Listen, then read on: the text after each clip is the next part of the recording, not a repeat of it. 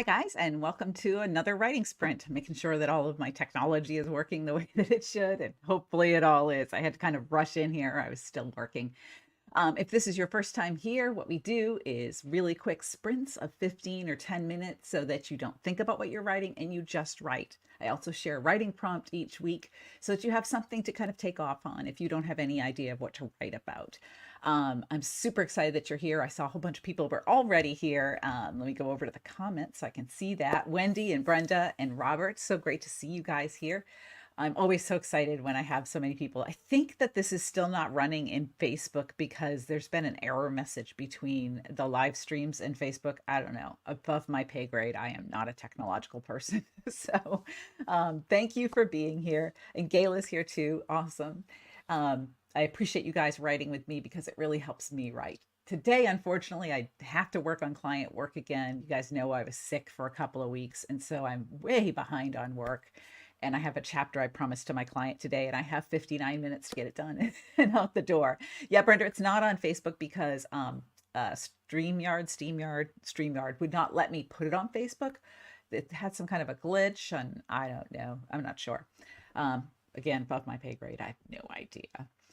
So I'm glad you guys are all here with me on Good Friday. I don't know how many of you had it off. I remember driving to Run Club this morning and thinking, this is awesome. There's no traffic. And I had forgotten that it was Good Friday and schools were closed. So there was no school buses or any of that. But I got to where I needed to be for Run Club in 10 minutes as opposed to 30. So it made a huge difference. And my whole day went much faster just because I didn't have to wait on the traffic. And the weather's here is great finally. I'm going to be working in my garden tomorrow, and I'm over the moon excited about that. And then I've got the script all written out for my next video, which I'll tell you guys about a little bit on the break. So in between the writing sprints, you guys can ask questions. We can talk about your work if you're having trouble with a plot line or a character, or you're just struggling to get your scene to work. Whatever it is, drop it in the comments because this is a rare opportunity to just pick my brain right here and now as you're working on your stuff.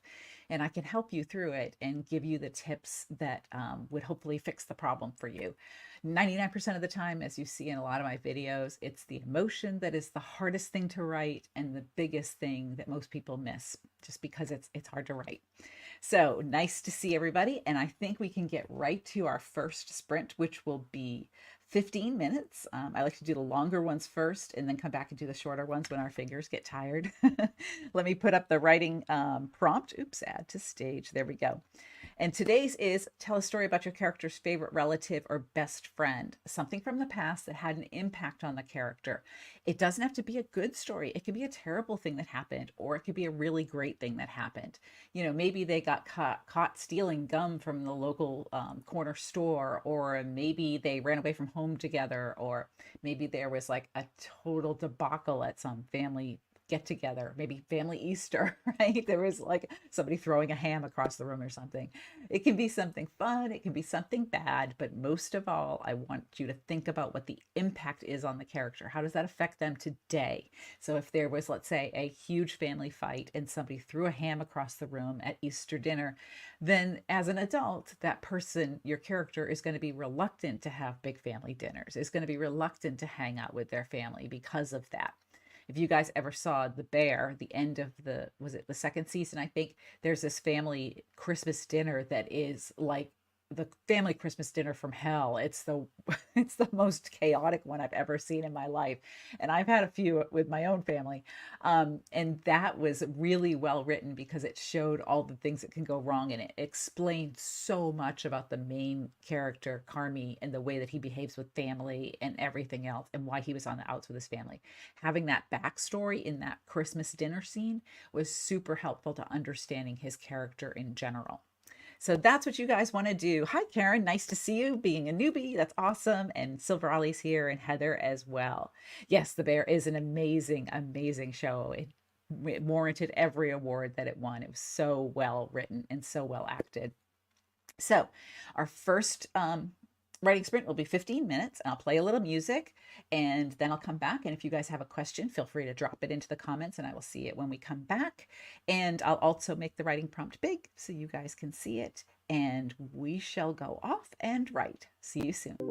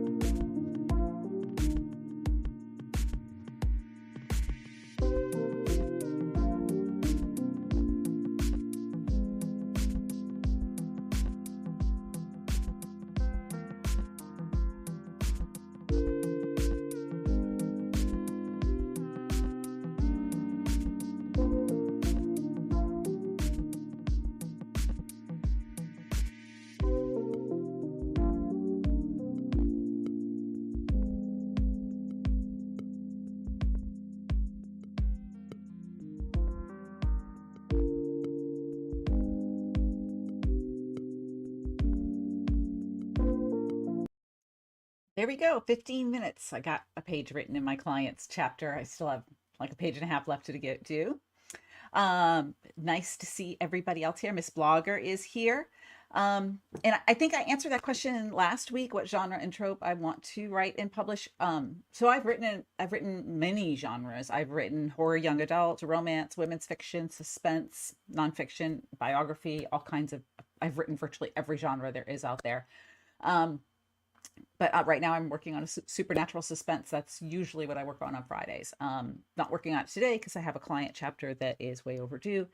So I have to get that done. But generally, that's what I work on because it's a different genre for me. And for me, writing genres outside of what I've already done allows me to sort of flex my muscles in a new way The horror young adult that I did was something that I had just done for fun on the side, just to write something different. And I was talking, my daughter and I wrote those books together when she was she was like a teenager. And I remember talking to her about it one day, and she's like, "That's a really good story idea, Mom. You should finish it." And so I was like, "All right, what the heck? Why not? Let's just do this together." So she and I plotted it, and I wrote most of it. She wrote some of it, and we sold it to Houghton Mifflin. And it did. We had two of those books, and they did quite well. And then my daughter turned 16, got her license, and no longer wanted to write books. At least at that period in time, she wanted to go out and drive everywhere.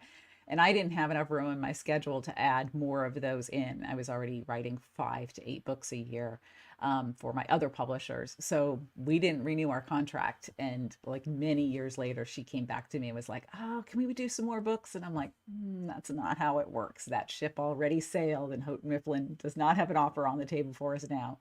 You got to do it, strike while the iron is hot." So those were really fun. And those kind of got me into writing some other kind of genres, which now has become supernatural suspense. Will I write it forever? I have no idea.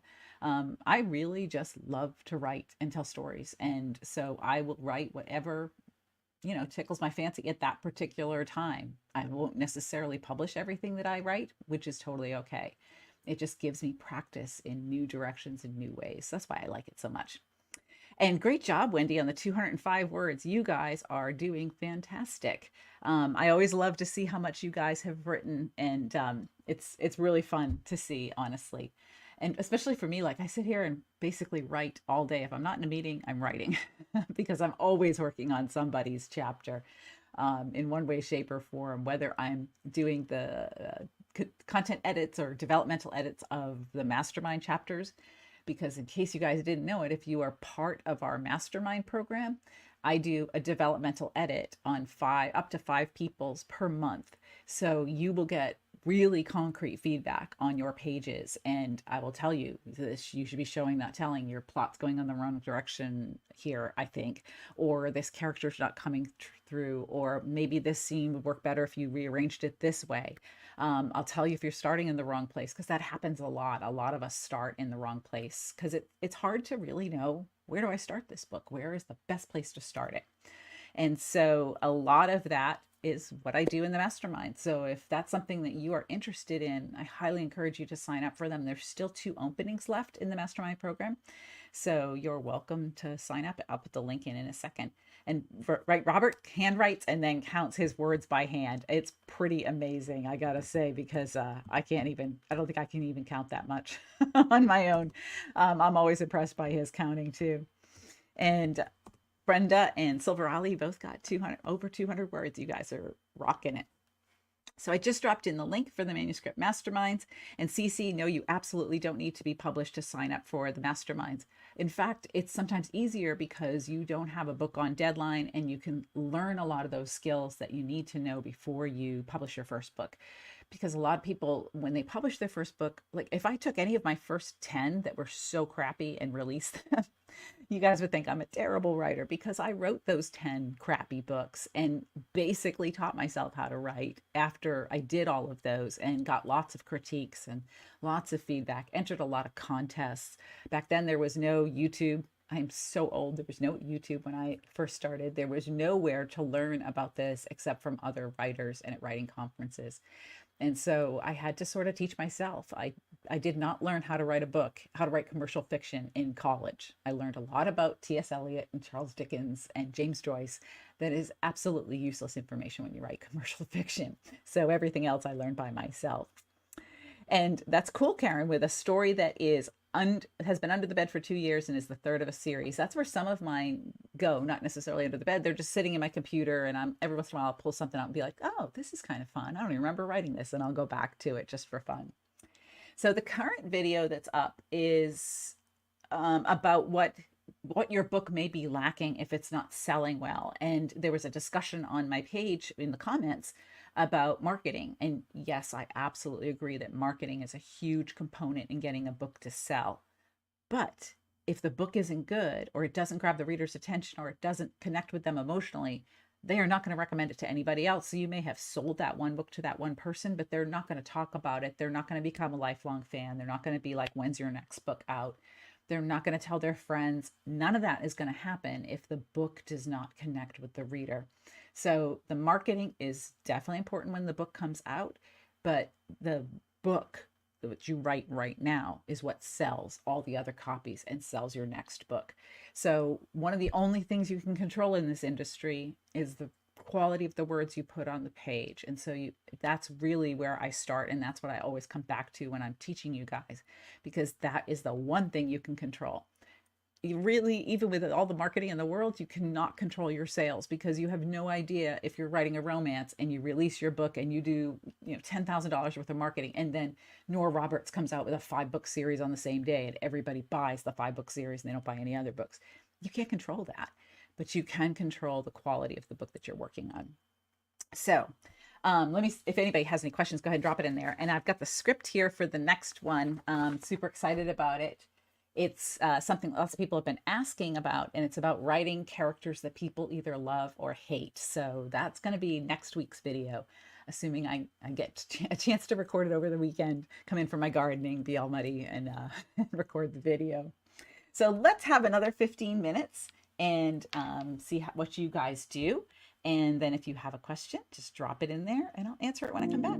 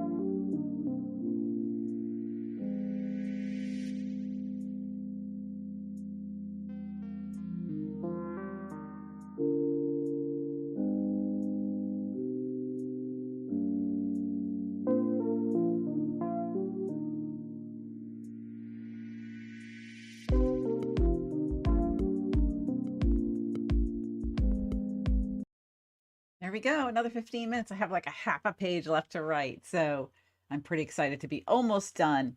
Um, so let's go back to some questions because you guys had a lot here while I was busy. So Miss Blogger asked, what do you do if the master character plan and master plotting plan don't work for the character, story, trope, and genre that you're writing? Even with an insta love romance, I have written novellas of 10,000 words where the people fall in love right away. There's always still a character that has an emotional wound. There's always going to be some kind of a plot there, because otherwise, what are they doing on the page? If the characters just meet and fall in love in one page, story's over. So you've got to have some internal things that they've got to overcome. There's got to be some kind of internal emotional growth, because readers connect with emotion, and you've got to have something. I remember one of my really short novellas that did exceedingly well. I think it sold a ridiculous number of copies, but that one was a story about a woman who stuttered, who was like a secret Santa to this guy that she had a crush on. And her stuttering was the thing that had really kind of held her back in life and made her afraid to tell him how she felt and everything else. And being the secret Santa allowed her to kind of hide behind the notes and gifts and things. And so that was hopefully something, or I think something, because it sold so exceedingly well, something that readers really resonated with and they could care about. But the book itself was like 10, 12,000 words long. It was not that long. And she was already in love with him when the story opened. So it doesn't matter how short the book is. It doesn't matter what genre you're writing. It doesn't matter what trope you're writing. Readers connect with an emotional connection, and that's what you find in your character master plan. And there is always, always some kind of a goal that the character wants to achieve before the end of the book, no matter what it is. And in a romance, it is not falling in love, because that's the last thing they want. That is the thing that complicates everything. I think if you watch the plotting masterclass, I talk about that a little bit, and there's a couple of videos on my channel that are specifically about writing romance that talk about that concept too, and the why.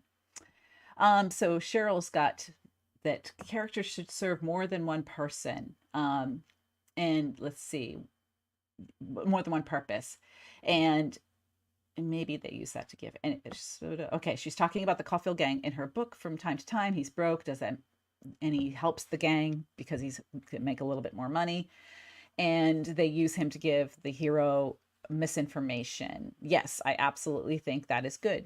Because you have such little amount of space in a book, by and large. I mean, there are obviously some books out there that are like 150,000 words long, but for the most part, most of us are not writing the next Lord of the Rings. So you want your characters to do double duty. You don't want them to just show up on the page and serve no purpose in the plot. So you want to make that character have something else to do with the plot. If you're going to go to the work of naming a character on the page, the reader is intuitively trained from years of reading to remember who that character is and to expect that character to have some kind of part in the plot. It doesn't have to be big, but there has to be something in there, because otherwise they shouldn't be remembering the name. Like the waitress, you don't usually name the waitress unless she's going to show up later in the book, because you don't want the reader to latch onto that name and file that away like this person's probably going to be important later. So yes, and now I don't know that you need a scene in the wife beater's point of view because he's an evil person, unless he has a bigger part in the book. Because again, when you have a point of view in the book, the reader builds a relationship with that person because they're in their head. And so unless you're going to have that character be a bigger part of the book, I don't know if I'd use his point of view. You absolutely can try. But if the reader's going to build a relationship, then you want the reader to get the value for what they're doing when they do that. Wendy, 188 words. Robert had that amazing 402 words. Yes, you were on fire. That is awesome. You guys are doing great. I'm hoping that that answered your question, Cheryl, and Miss Blogger's question as well. Because hopefully I didn't miss anything either there, because it's hard sometimes when I go back and I scroll and then the thing doesn't want to scroll and whatever, whatever is going on that day. If you guys have not seen the latest video, I'm going to throw a link in there to it. It is under writing tips and tricks. So the latest video is about why your book isn't selling, the 3 things that you're probably doing that are hurting your book sales. And like I said, next week's video will be about characters that readers love and readers hate. And if there's a topic that you really want more on for, learning how to do some kind of writing concept, just let me know, because I'm always looking to fill whatever gaps you guys have and to help you understand whatever concept it is a little bit more. I know I've had lots of requests for show not tell, and I really want to do like this bigger kind of video on that. And so I just need a little more time to sort of plan it out and figure out how I'm going to explain that well. I'd really love to have like a classroom and film in a classroom and just write it all out. That would be fantastic. But again, nobody can read my handwriting, not even me. So that would be interesting. All right, let's try a 10-minute one and see how we do for that. And yeah, sometimes, Cheryl, you can use a scene, you can write a scene in a character's point of view just to get to know them. You may delete it, you may not. Just keep it for now and see how big of a character this person becomes in the book. And you could also maybe make it sort of a red herring where the reader thinks that he is the bad guy. You can do a lot of things with it if you choose to keep it. So let's just keep it there for now and see what happens, because it's not like you're publishing the book tomorrow. So you can have fun with it and write scenes that may or may not make it into the finished book. Don't worry about it. Sometimes it just helps you get to know the characters better. All right, so let's do 10 minutes. I'll see you guys soon.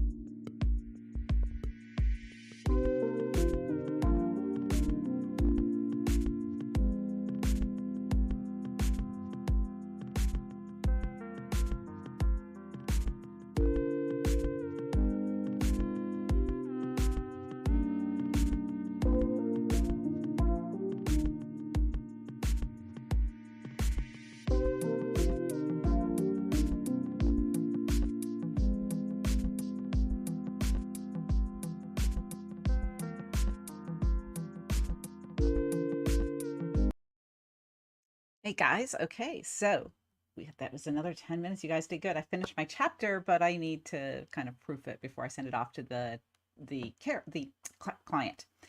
So I'm glad to answer your question, Cheryl. How do I structure my book and what story beats should I use? So Miss Blogger, a lot of that is outlined in the masterclass on plotting, and then in the master plotting plan, because all stories are structured exactly the same. The amount of time you necessarily spend in one part of the plot or another can be condensed if you have a shorter story, because obviously you don't want to have a super complicated plot in a book that's only 10,000 words long, because there's just not enough room to do it. So you want to keep your plot a little bit simpler. But everything that you need to know is in those two things: the masterclass on my channel and the plotting master plotting plan, because that's how structure works. Now, story beats is just another way of talking about structure. You'll see that I have a plotting diagram in both of those things, both in the masterclass and the plotting master plan, because I believe in that kind of structure. Every writer has a slightly different approach to how they do it. And the beats are basically the different things that you hit in the book: the turning points, the black moment, the resolution, all of those kinds of things. And lots of teachers have different words or names for them, but it's all basically the same. And 3 acts is how every book is constructed. There's a beginning, a middle, and an end, just like a Shakespearean play.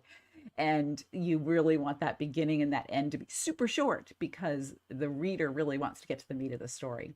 So any tips on plotting out a scene or the beats of a scene? Actually, I'm going to do a video on that, because it was something we talked about in the mastermind, both mastermind groups that I have this week. A scene needs conflict, conflict, conflict, conflict, conflict. And I had thrown up an example for the masterminds, writing a little bit of a scene, like a page of a scene, and showing them conflict, conflict, conflict. There's both external conflict and internal conflict. So the beginning of the scene is the goal that the character has for that scene. And this goal should feed into their overarching story goal. So if your character wants to, I'm trying not to think of the same example I always use, which is Save the Family Farm. If your character wants to find their lost dog, then there are a bunch of steps they have to take in order to do that. So printing out posters and hanging them up everywhere could be one of those steps. That would be their goal for that particular scene. Okay, she's going to nail up these posters everywhere she goes. and she's going to hit conflict over and over and over again. So maybe there's like a torrential rainstorm or a crazy windstorm. So there's an external conflict that's tearing those posters off faster than she could put them down. Maybe there is a storekeeper that says, you can't do that, I'm going to call the cops. And so the cops stop her from doing it. That's another external conflict. Or maybe she gets really embarrassed doing this because it's her fault that she lost the dog. And when people ask her about it, she gets really guilt-ridden. So that's an internal conflict. It's an emotional conflict. So you have those things continuing throughout the scene, because if the character just goes out, nails up the posters and walks away, there was no conflict. The reader's like, okay, great, worked out for them. And the scene basically ends, because when the character keeps succeeding, your scene and your book come to an end. So you want them to have conflicts, because conflict forces them to work harder to achieve their goal. Conflict forces them to overcome their emotional issues, because otherwise they're not going to get anything accomplished. So that's how a scene should go. And then the very end of the scene is the sequel, which is basically like a little bit of a reaction. You keep it extremely short, because you don't want people sitting there ruminating and thinking. If I've talked about this before in videos, like if you watch somebody thinking, like I did that for 3 seconds, it's boring as heck. Nobody wants to read about people thinking. So you've got to keep the action going as much as you can, or weave action in with the thinking, so that the scene keeps moving along. And the sequel is basically thinking. So you want that to be short and quick. Okay, nice to see you, Bhavika. And I'm not sure what you're typing because it's not going there. And can I do a video on pacing? Yes, I absolutely can do a video on pacing. I'm going to put that on my list probably after the scene video, because I think they all kind of go together. Some of the videos on backstory also talk about pacing, because backstory is one of those things, probably the major thing that slows down your pacing. Because if you're telling a lot of character history, A, the reader doesn't care, not until they really, really care about the character, and B, everything in your book grinds to a halt when you have backstory, because you got to think about your plot like an engine, and the engine's going down the road. But when you have backstory, that stops the journey of the car. It stops it right there, or it goes backwards if you have too much of it. So that makes everything grind to a halt in your book. So backstory is something you want to try to weave in, and only when it's triggered. Again, there's a bunch of videos on backstory. I think I have like 2 or 3 of them on the channel. So I would highly recommend watching those, because they do talk a lot about how to use that effectively with your pacing. I find that that's 99% of the pacing problems that people have, is they just put in way too much backstory. Okay, let's do one more 10-minute one, because then I can finish reading my client scene and get it out there. You guys can get a few more words, because you've all been doing really great. Let's do one more real quick.